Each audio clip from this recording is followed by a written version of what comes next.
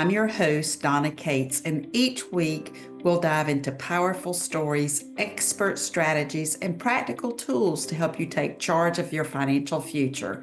Whether you're planning for retirement, navigating a divorce, or simply looking to build your wealth with confidence, this is your space to grow, learn, and thrive. Let's get started with today's podcast. Welcome, everybody, and I'm delighted today to feature Raeanne Lacatena, who's a holistic business coach. So glad to have you here today. And Raeanne, if you can give us just a 90-second overview of what it is you do and why you got into it, I would love that. Well, thank you so much for having me today, Donna. I very much appreciate it. And of course, I'll give it a little introduction. So, as you mentioned, I'm a holistic business coach. I started my career as a licensed mental health therapist, actually in pediatric palliative care and counseling, and carried a counseling career for about 20 years. And about 15 years ago, I transitioned into business coaching, working primarily with financial advisors and those in the financial services industry. And it felt like a right turn to many. But what I learned in the process is that experience in counseling is so much a part of who I am. And the experience of pediatric palliative care is so much a part of who I am. And so I am now committed to serving people who are entrepreneurs and the ability to integrate all of who they are into all of what they do. And so instead of compartmentalizing the different parts of their business and life, whether they're a spouse or a parent, or if they have a hobby, or if they have some interest in some particular business or another, they're just one human being having lots of experiences. And so I like to say that business is a brilliantly disguised personal development plan. We learn a lot about ourselves in the process of building our business. And I help people to do so by living their life, not just in service to currency. It's important. We want to pay attention to revenue, but also finding the pathway to satisfaction, fulfillment, purpose, vision, mission, values, and some of these more feminine elements of business as well.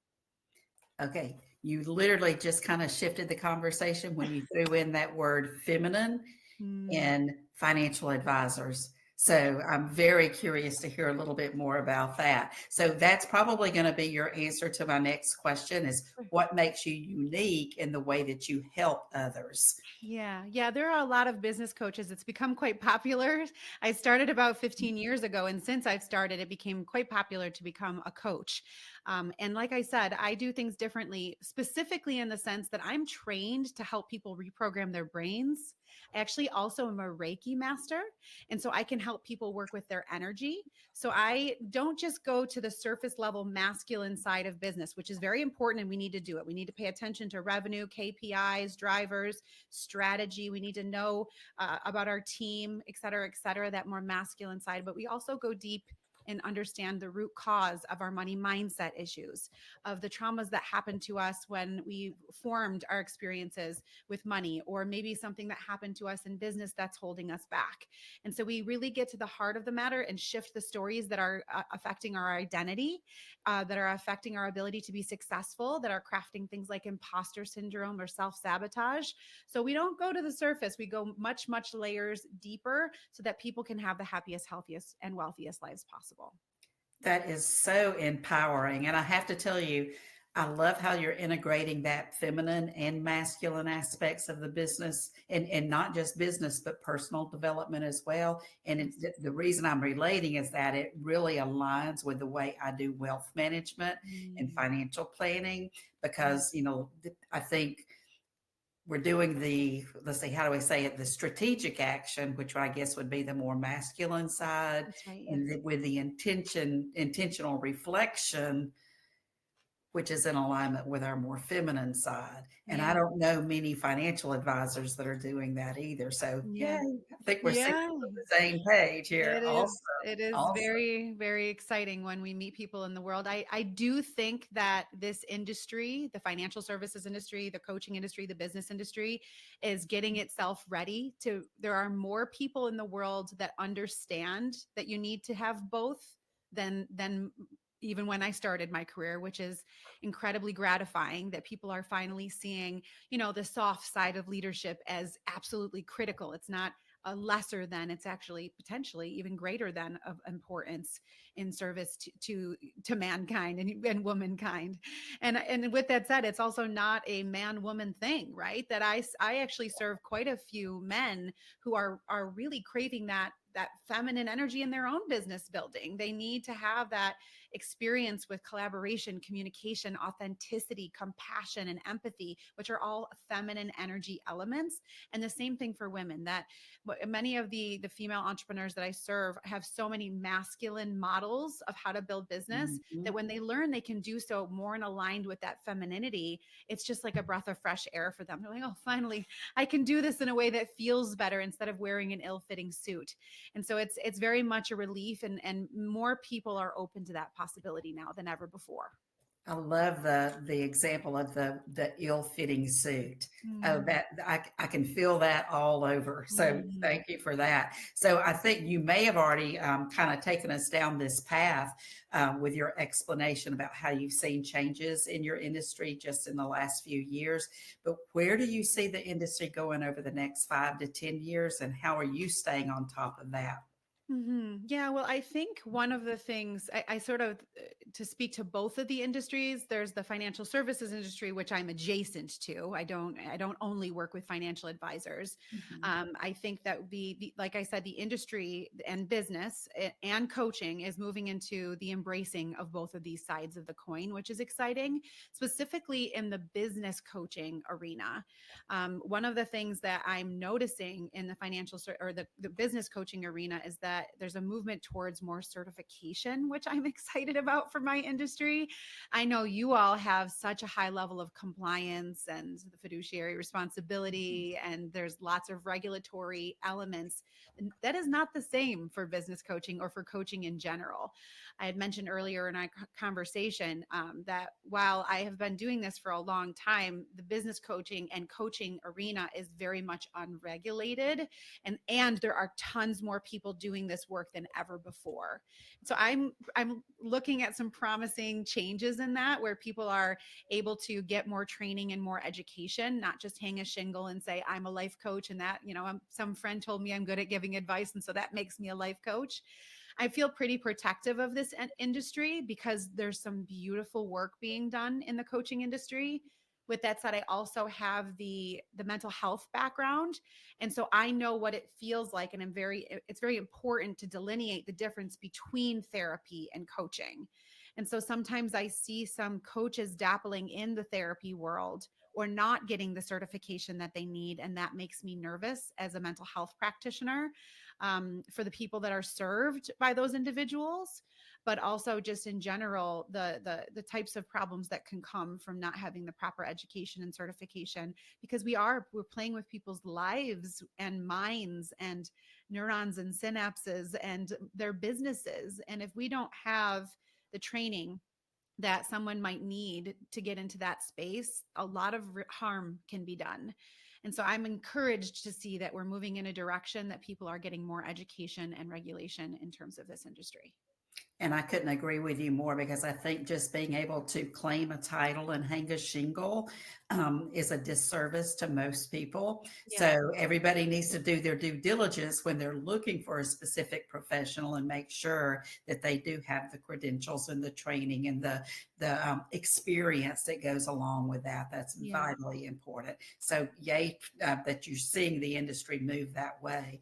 So, Yeah. and I know I'm a mediator, a divorce, specifically a divorce mediator.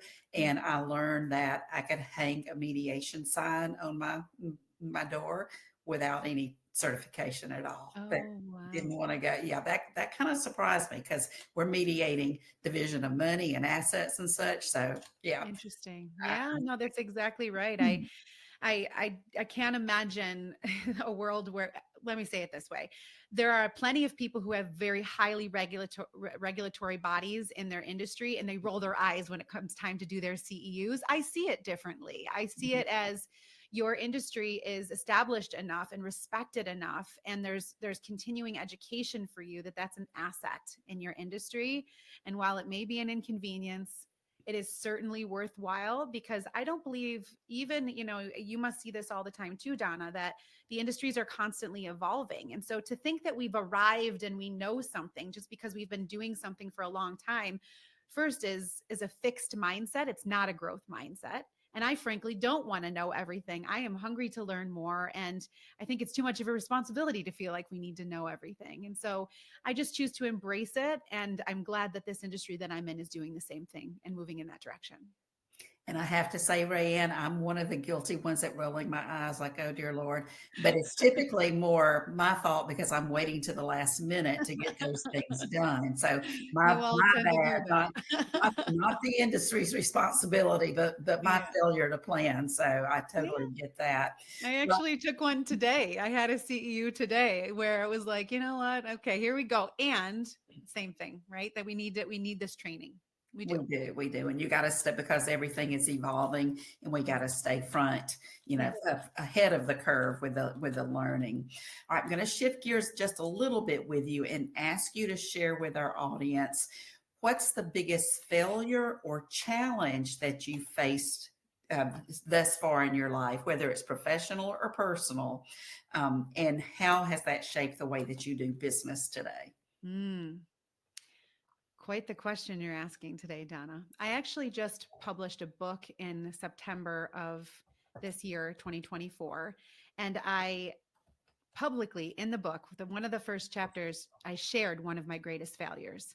And that was on the last day of high school. I was chosen by my graduating class to sing the senior song for everyone in the audience, because I was a performer. I was going to school for music. I'm a vocal performer. And so I went on stage to sing this song in front of everybody, and they were expecting me to do what I do. And I completely choked in front of the audience of, maybe multiple thousands of people, between all the people watching, their families, their siblings, my graduating class, the local TV station. Nothing came out of my mouth. And what the reason I shared that story in the book is that I wanted to connect with the readers to understand that one moment in your life, while it can completely change the trajectory of your life, it can also become one of the greatest gifts, however painful it might feel in the moment. Now, I'd be lying to you if I told you that I didn't feel pain in that moment. I was also I was the third graduating person in my class. So I was graduating with a lot of accolades. I was going on to a well-established conservatory. I had plenty of opportunities to continue with music. I was in pain that day, and I felt pain for many years after that, of embarrassment and shame. And I backed away from music in a huge way over those years. I started losing my voice, stopped advocating for myself, started listening to other people and what they had to say about me instead of knowing what my own internal voice sounded like. Completely cut music out of my life, Mm. changed my career. I started to feel fear about public speaking, even, and presenting myself. And that's eventually when I started to do my own personal development work, was when I noticed that I was just backing away from my life, all the things that I loved and that brought me joy. And I just didn't want to tolerate it anymore. And so I started to reclaim my voice. I started to do deep internal work, reprogramming, reprocessing. I started to get my own coaching and counseling and care, both in my body and my mind and my voice and my energy, and so many different angles to come at this experience that I went through. And now I'm proud to say that I'm on a podcast with you today, speaking with no problem. I just got booked to speak in front of 3,000 people in March. So while I am not a vocal performer currently, my voice is, I've reclaimed my voice. I found my voice. And I like to think, as a business coach, that I'm helping people to create harmony in the symphony of their life. And so while I didn't expect my life to go in this way when I was a teenager, I still have found my path, and it's twists and turns along the way. But now I use that story and that experience and my healing journey to serve others, which is the greatest joy, one of the greatest joys of my life. That is so Awesome and inspiring. So I have to say a couple of things. Number one, yes, you definitely have overcome the shame and embarrassment that came along with that experience. You literally took that life experience and turned it into something that you're passionate about. And it Mhm. obviously comes through just in your presence. I Thank you. am curious. The two things. Number one, I would like for you to share with us the name of your book. I've already checked it out. But I want you to share that with everyone. And then, secondly, tell me where Reiki came into this self development process. Sure, yes. So the book is called The Integrated Entrepreneur: Actualize Your Potential and Fulfill Your Purpose. And it's found on Amazon, at Barnes and Nobles. You can get it wherever you might purchase your book. And Reiki came into my life first as a one of those self-preservation tools. So one of the things that I learned in this twisty turny experience of recovering from that failure is that I am an empath. I feel things, see things, and experience things in much deeper ways than other people do who are not empaths. And I needed to figure out a way to manage this because I was feeling things, and it was debilitating me, personally, individually. I mentioned earlier that I was in pediatric palliative care for a part Mhm. of my career, so working with children and families in hospice. And I was beginning to crumble physically and emotionally and mentally because I hadn't figured out how to manage my empathic self quite yet. And so long story short, came in contact with Reiki and started using it for myself as my own self healing tool. I've since then used it on my pets. I've Reiki certified all three of my children, and I have started in many ways to bring it into my business when someone is interested. I never push anything on anyone. I really love to bring a buffet of options to my clients to help them figure out what is the right tool of support for them. And sometimes clients will raise their hands. Some have come into this very office and gotten hands-on Reiki sessions from me. Sometimes I'll bring it into the retreats that I use. Sometimes I'll do distance Reiki with clients, and sometimes it's never brought up at all. And me managing my own energy affects my clients. And so I use it constantly to steward my own physical, emotional, and mental, spiritual self in service to those that I take care of. That gives me goosebumps. So good for you. I'm glad Thank that you you. discovered it, and I'm glad that you're offering it. And I think there are so many people that would benefit from it, but we just don't know what it is. So Mhm. thanks for helping to educate and giving us the option to take advantage of that. Yes, All thank right, you. here's another tricky question for you. Okay. If you could have lunch with one person, living or deceased, who would it be and why? Oprah. Okay. And she's still living, so you've got a chance, right? Yeah, Tell me the we're why working on it, Donna. behind awesome. And I what's just the think why she's behind that? I just think she's incredible. I think that she is the epitome of inspiration, and she's resilient, and she's generous, and she's kind, and she's caring and compassionate and smart and progressive, and she's thoughtful. And these are all psychographics of a leader that I admire.